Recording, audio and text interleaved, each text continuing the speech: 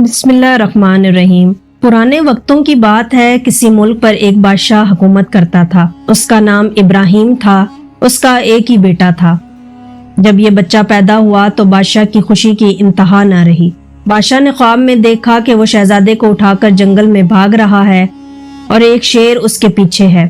اچانک شہزادہ نیچے ایک تہہ خانے میں گر جاتا ہے اور شیر اس پر حملہ کر دیتا ہے۔ بادشاہ کی آنکھ کھل جاتی ہے اور وہ بہت زیادہ پریشان ہوتا ہے۔ دوسری رات وہ پھر ایک خواب دیکھتا ہے کہ انجانی سمت سے ایک تیر آتا ہے جو اس کے سینے میں پیوست ہو جاتا ہے۔ بادشاہ درد سے مر رہا ہوتا ہے، لیکن جس شخص نے تیر چلایا ہوتا ہے اس پر غصہ کرنے کے بجائے اسے پیار آتا ہے۔ اس کی اچانک آنکھ کھل جاتی ہے اور وہ صبح نجومی کو بلاتا ہے اور اس سے پوچھتا ہے کہ بتائیے کہ میرے خواب کی تعبیر کیا ہے۔ نجومی اپنی کتاب کھولتا ہے اور علم نجوم کے حساب سے خواب کی تعبیر دیکھنے لگتا ہے۔ جب نجومی حساب کتاب کر رہا ہوتا ہے تو بادشاہ دیکھتا ہے کہ اس کے چہرے پر ایک رنگ آ رہا ہے اور ایک جا رہا ہے۔ وہ بار بار کتاب کے صفحے الٹ پلٹ کر رہا ہوتا ہے۔ جب کافی دیر گزر جاتی ہے اور وہ کچھ نہیں بولتا تو بادشاہ کے صبر کا پیمانہ لبریز ہو جاتا ہے۔ وہ اس سے پوچھتا ہے، جلدی بتائیے ہمارے خواب کی تعبیر کیا ہے۔ نجومی عرض کرتا ہے، بادشاہ سلامت، آپ نہ ہی سنیں تو اچھا ہے، مگر بادشاہ اس بات پر اصرار کرتا ہے کہ وہ اسے خواب کی تعبیر بتائے۔ آخرکار نجومی کہتا ہے کہ اگر آپ جاننا ہی چاہتے ہیں تو سنیے۔ پہلے خواب کی تعبیر یہ ہے کہ آپ کے بیٹے کو شیر کھا جائے گا، اور اگر کسی طرح وہ شیر کے پنجے سے بچ نکلا تو اس کے بعد وہ ہوگا جو میں بتانا نہیں چاہتا۔ میں یہ منحوس بات اپنے منہ سے بھی نہیں نکال سکتا۔ شیر کے کھا جانے سے زیادہ منحوس بات کیا ہو سکتی ہے، آپ بتائیے۔ بادشاہ ذرا سخت لہجے میں اس کو حکم دیتا ہے۔ نجومی بولتا ہے، بادشاہ سلامت، اگر میں نے وہ سب بتا دیا تو مجھے ڈر ہے کہ آپ میری جان لے لیں گے۔ بادشاہ کہتا ہے کہ ہرگز نہیں، تم جو بھی کہو گے میں صبر سے سنوں گا۔ بہت اچھا حضور، اگر شہزادہ شیر کا نوالا بننے سے بچ گیا تو وہ آپ کو جان سے مار ڈالے گا۔ یہ سننے کے بعد بادشاہ نے چپ سادھ لی، پھر دونوں ہاتھ آسمان کی طرف اٹھا کر دعا مانگنے کے بعد بولا، کچھ بھی ہو میں اپنی اور اپنے بیٹے کی جان بچانے کی کوشش کروں گا۔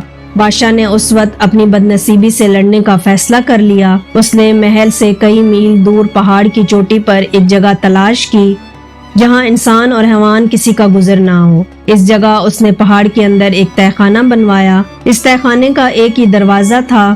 اس دروازے کو درختوں اور خاردار جھاڑیوں سے اچھی طرح ڈھانپ دیا گیا تھا۔ جب تہہ خانہ مکمل ہو گیا تو معصوم شہزادے کو اس میں اتار دیا گیا۔ اس وقت شہزادے کی عمر بامشکل 2 برس تھی۔ ایک آیا بھی اس کے ساتھ تہہ خانے میں موجود تھی۔ بادشاہ مہینے میں ایک بار اس تہہ خانے میں جاتا، شہزادے کو گود میں لے کر پیار کرتا اور دیر تک اس کے ساتھ کھیلتا رہتا۔ پھر ٹھنڈی آب بھر کر شہزادہ آیا کو دے دیتا۔ اس کے بعد وہ گھوڑے پر سوار ہوتا اور غمزدہ دل کے ساتھ محل میں واپس آ جاتا۔ جب شہزادہ 6 برس کا ہو گیا تو ایک روز کچھ شکاری ایک شیر کے پیچھے ادھر آ نکلے۔ وہ لوگ شیر کو پکڑنا چاہتے تھے۔ شیر دوڑتا ہوا اس جگہ پہنچا جہاں تہہ خانہ بنا ہوا تھا۔ جیسے ہی شیر تہہ خانے کے دروازے پر پڑی جھاڑیوں پر پہنچا، اس کے بھاری وزن کی وجہ سے غار کا دروازہ ٹوٹ گیا اور وہ تہہ خانے کے اندر جا گرا۔ نیچے گرتے ہی شیر کی نظر شہزادے پر پڑی تو اس نے شہزادے پر حملہ کر دیا۔ شہزادہ شدید زخمی ہو کر نیچے گر گیا اور وہ بے ہوش ہو گیا۔ آیا اس کو بچانے کے لیے آئی تو بپھرے ہوئے شیر نے اس پر حملہ کر دیا اور آیا کو مار دیا۔ اسی دوران شکاری شیر کو تلاش کرتے ہوئے تہہ خانے کے پاس آ پہنچے۔ انہیں شیر کے دھاڑنے کی آواز زمین کے اندر سے آ رہی تھی۔ انہوں نے نیچے جھانک کر دیکھا تو تہہ خانے میں شیر موجود تھا۔ انہوں نے شیر پر تیروں کی بارش کر دی، یہاں تک کہ اسے جان سے مار دیا۔ پھر انہوں نے رسی کی سیڑھی بنائی اور بڑی ہوشیاری سے تہہ خانے میں اتر گئے۔ یہاں کی بناوٹ اور سجاوٹ دیکھ کر شکاری بہت حیران ہوئے۔ اس میں کئی کمرے تھے اور ہر کمرے میں قیمتی قالین بچھے ہوئے تھے۔ اچانک ان کی نظر اس عورت پر پڑی جو مر چکی تھی، مگر بچہ ابھی بھی سانس لے رہا تھا۔ وہ قیمتی سامان کے ساتھ بچے کو بھی اپنے ساتھ لے گئے۔ اس طرح 6 برس کا شہزادہ شکاریوں کے ہاں پہاڑوں میں رہنے لگا۔ وقت کے ساتھ ساتھ اس نے یہاں گھڑ سواری، تیر اندازی اور جانوروں کا شکار کرنے میں مہارت حاصل کی۔ ان شکاریوں میں اچھے برے کی تمیز نہ تھی، اس لیے وہ بعض اوقات قافلوں پر حملہ کر کے ان کو لوٹ لیتے۔ ان سب کاموں میں بادشاہ کا بیٹا ان کے ساتھ ہوتا۔ शिकारियों के साथ रहकर वो भी इन जैसा जिस्मानी तौर पर मजबूत हो चुका था। वो नहीं जानता था कि वो कौन है और किसका बेटा है।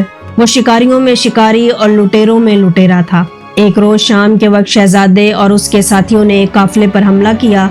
उस वक्त शहजादे की उम्र 20 बरस हो चुकी थी। इत्तफाक से ये काफिला भी हथियारों से लैस था। काफिले वालों ने डाकुओं का डट कर मुकाबला किया। खून रेज जंग हुई। शहजादा जख्म खाकर बेहोश हो गया। अगली सुबह जब उसे होश आया तो उसने खुद को तन्हा पाया। काफिले का कोई नामो निशान ना था और उसके साथी कहीं भी नजर ना आए थे। क्या वो मारे गए थे? उसका अंदाजा लगाना मुश्किल था। शहजादा हिम्मत करके उठा। उसके जख्मों से खून बह रहा था। उसने इर्द गिर्द निगाह दौड़ाई तो दूर दूर तक कोई नजर ना आया। आखिरकार वो हिम्मत करके इस रास्ते पर चलने लगा जिधर से एक दिन पहले वो अपने साथियों के साथ आया था। उसका ख्याल था कि इस तरह शायद वो अपने साथियों से जा मिले। अभी वो ज्यादा दूर नहीं गया था कि उसे एक शख्स मिला जो किसी खजाने की खोज लगा रहा था। खजानों के खोजी ने शहजादे को रोककर पूछा कि तुम कौन हो और कहां से आए हो। शहजादे ने जवाब दिया कि मैं इब्ने इब्राहिम हूँ। फिर अपनी सारी दास्तान कह सुनाई। खोजी ने खुश होकर कहा, और फिर तो तुम मेरे काम के आदमी हो। आओ मेरे साथ चलो, हम मिलकर खजानों का खोज लगाएंगे। शहजादा उसके खेमे में पहुंचा। उसी खेमे में उन दोनों ने कुछ दिन कयाम किया। आखिर शहजादे के जख्म भर गए और वो फिर पहले जैसा ताकतवर हो चुका था। एक दिन दोनों खजाने की खोज में गधों पर सवार होकर पहाड़ों की तरफ रवाना हुए। खोजी आगे आगे था क्योंकि यही इन रास्तों से वाकिफ था। आखिरकार एक जगह पर खोजी ने जेब से नक्शा निकाला। जब उसे तसल्ली हो गई कि वो ठीक जगह पर पहुंच चुका है तो उसने एक छतरी निकाली और जमीन में गाड़ दी। फिर दोनों ने मिलकर जमीन को खोदना शुरू किया। अचानक उनकी कोदालें एक पत्थर से जा टकराईं। ये पत्थर एक बहुत ही बड़ी चक्की की मानित था। दोनों ने खूब जोर लगाकर पत्थर को एक तरफ हटाया तो नीचे एक गार नजर आई। खोजी ने एक मजबूत रस्से के साथ शहजादे की कमर कसकर बांध दी और मोमबत्ती जलाकर उसके हाथ में थमाई और कहा कि गार में उतर जाओ। मैं रस्सी को धीरे धीरे ढील देता हूँ। जब तुम तहखाने में पहुंच जाओ तो आवाज देना, मैं टोकरी लटका दूंगा। मेरा ख्याल है कि गार के तहखाने में इतना सोना है कि अगर हमने 10-12 टोकरियां भी निकाल ली तो सारी उम्र किसी शय की जरूरत नहीं रहेगी। शहजादा तहखाने में उतरा तो खौफ के मारे उसका दम निकल रहा था। नीचे पांव रखते ही उसने सोने को महसूस किया। उसने देखा तो सारी जगह सोने से भरी हुई थी। शहजादे ने जोर से कहा, सोना है। उसी वक्त ऊपर से रस्से में बंधी हुई टोकरी नीचे आई। शहजादे ने टोकरी को सोने से लबालब भर दिया। खोजी ने टोकरी ऊपर खींच ली, फिर दूसरी टोकरी ऊपर की, फिर तीसरी, फिर चौथी, 5वीं टोकरी ऊपर जाकर वापस न आई। शहजादा कुछ देर इंतजार करता रहा। अचानक गड़गड़ाहट की आवाज आई। खोजी ने गार का मुंह बंद कर दिया था। उसने सोना गधे पर लादा और घर को रवाना हो गया। खोजी के धोखा देने पर पहले तो शहजादे को बहुत दुख हुआ, फिर अंधेरे में खुदा को याद किया और एक जानिब चलना शुरू हो गया। ये रास्ता इतना तंग था कि आदमी रिंग कर ही गुजर सकता था। अंधेरी और लंबी सुरंगों में से गुजरकर वो ऐसे सफर पर जा रहा था जिसके बारे में उसे कुछ मालूम ना था। उसे अपने सामने मध्यम सी रोशनी नजर आई। वो उसी रास्ते पर चलता गया और थोड़ी ही देर के बाद वो सुरंग से होता हुआ गार के दूसरे किनारे पर पहुंच चुका था और अब वो एक खूबसूरत वादी का नजारा कर रहा था। वहां पहुंचकर शहजादे पर सूरज की गर्म किरणें पड़ी तो उसे कुछ होश आया। उसे ज्यादा चलना नहीं पड़ा था कि थोड़े फासले पर उसे चंद खैमे नजर आए। खैमे में रहने वाले लोग शहजादे को अजीब से लगे। वो शहजादे को देखकर बिल्कुल नाखुश हुए, लेकिन जब शहजादे ने उन्हें यह बताया कि वो किस तरह मौत के मुंह से बचकर आया है और दुनिया में उसका कोई नहीं, तो उन्हें शहजादे पर रहम आ गया। उन्होंने उसे खाने पीने को दिया और अपने पास रहने की इजाजत दे दी। ये लोग डाकू थे और काफिलों को लूट कर अपना और अपनी बीवी बच्चों का पेट पालते थे। ये लोग शहर से बाहर घात लगा कर बैठे रहते। जैसे ही कोई काफिला शहर में दाखिल होता, ये बाहर निकलते और उसे लूट लेते।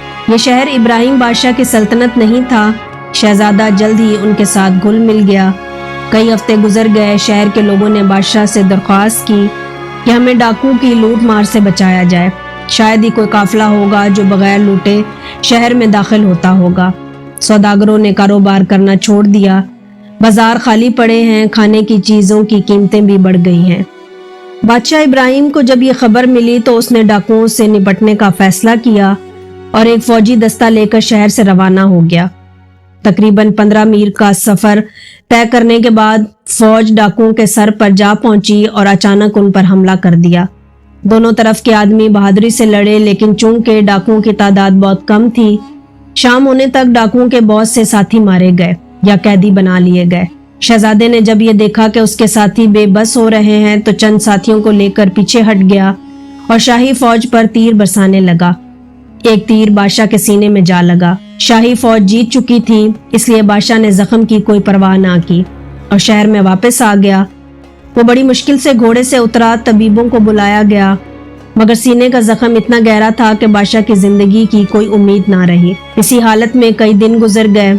आखिरकार तबीबों ने बताया कि बादशाह का आखिरी वक्त आ गया है, वो उसे नहीं बचा सकते।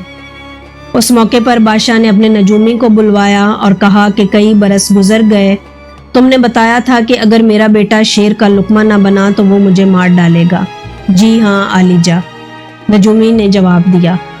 और तुमको ये भी याद होगा कि जब हमने तहखाने की तलाशी ली थी जिसमें शहजादे को रखा गया था, तो वहां आया और शेर की लाशों के सिवा कुछ ना था। जी हाँ आलीजा, नजूमी ने सोचते हुए जवाब दिया। तो फिर ए नजूमी, मेरे बेटे को खुदा ने शेर के पंजे से बचा लिया है और ये नौजवान वही होना चाहिए, मगर मैं इस वक्त एक डाकू के तीर से मर रहा हूँ। क्या यह मुमकिन है कि उन डाकुओं में से एक मेरा बेटा है? हुजूर, अगर आपका बेटा जिंदा है तो वो डाकुओं के उस ग्रोह में शामिल है। बादशाह ने जब ये सुना तो हुक्म दिया कि कैदियों को उसके सामने लाया जाए। जब वो आए तो बादशाह ने उससे पूछा कि तुम में से किसके तीर से मैं जख्मी हुआ हूँ। एक डाकू आगे बढ़ा और एक नौजवान की तरफ इशारा करते हुए बोला, बादशाह, आप इस नौजवान के तीर से जख्मी हुए हैं। ये नौजवान चंद ही हफ्ते पहले हमारे ग्रोह में शामिल हुआ था। हम में से उसके बारे में कोई भी नहीं जानता कि ये कौन है और कहां से आया है। बादशाह ने नौजवान से पूछा कि तुम्हारा नाम क्या है और तुम कहां के रहने वाले हो। नौजवान ने जवाब दिया कि मुझे इब्ने इब्राहिम कहते हैं, यही मेरा नाम है, इसके सिवा मैं और कुछ नहीं जानता। मुझे नहीं मालूम कि मेरा बाप कौन था, बस इतना याद है कि मैं जब बच्चा था तो एक तहखाने में रहा था, मेरे साथ मेरी आया थी। फिर एक दिन वहां एक शेर आया जिसने हम दोनों पर हमला कर दिया। फिर आया मर गई और मैं जख्मी हो गया। शहजादे ने बादशाह को बताया कि किस तरह शिकारियों ने उसकी परवरिश की और वो जख्मी हुआ, तो किस तरह खजानों के खोजी ने उसकी देखभाल की, इस गार में उतारा और सारा सोना लेकर रफू चक्कर हो गया। फिर किस तरह वो गार से निकला और फिर डाकुओं के ग्रोह में शामिल होकर काफलों को लूटने लगा। सारी कहानी सुनाने के बाद नौजवान शहजादे ने बादशाह से दरख्वास्त की, बादशाह सलामत, मेरे साथियों को आज़ाद कर दीजिए।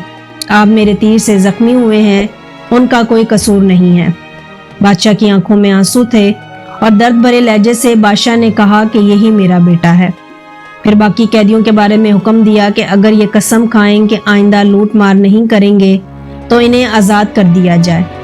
उसके बाद बादशाह ने अपने वजीरों को बुलाया और कहा, खुदा ने जो किस्मत में लिख दिया है वो पूरा होकर रहेगा। अब मेरे तख्त ताज का मालिक मेरा बेटा है। ये कहकर उसने पास खड़े हैरान और परेशान शहजादे को गले लगाया और ताज उसके सर पर रख दिया। फिर ऐसे लेट गया जैसे बहुत थक गया हो। बादशाह के चेहरे पर बहुत अजीब मुस्कुराहट थी। इससे पहले कि बेटा बाप से कुछ कहता, बादशाह उसे मोहब्बत से देखते देखते दुनिया से रुखसत हो गया।